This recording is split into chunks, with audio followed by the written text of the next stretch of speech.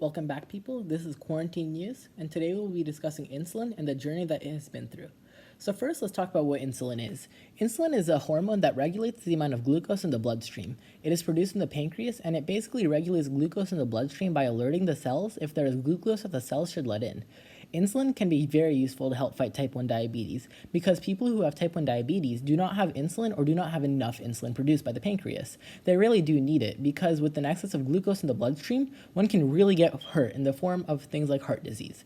So now let's talk about the history of manufactured insulin.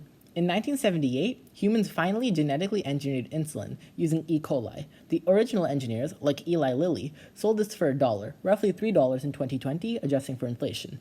The cost back then to save a diabetic's life was $3. Let that sink in. Nowadays, insulin is generally $180 per vial. Once opened, a vial of insulin can last up to 28 days. This means that roughly monthly, one would need a new vial of insulin, and that's assuming that this vial of insulin would last them the whole 28 days. This equates to around $2,300 a year. This is the price of a life.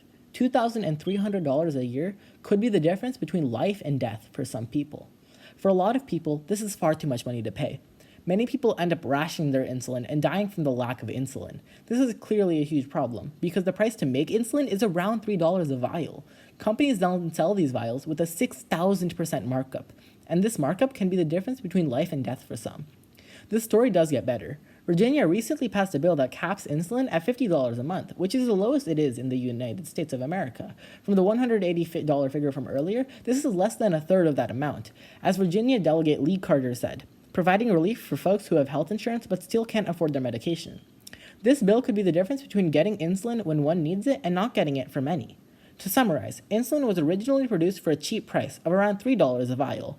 Nowadays, these vials are sold for around $180 a vial. This price difference is huge, and for many, it is a difference that hurts their chance at life.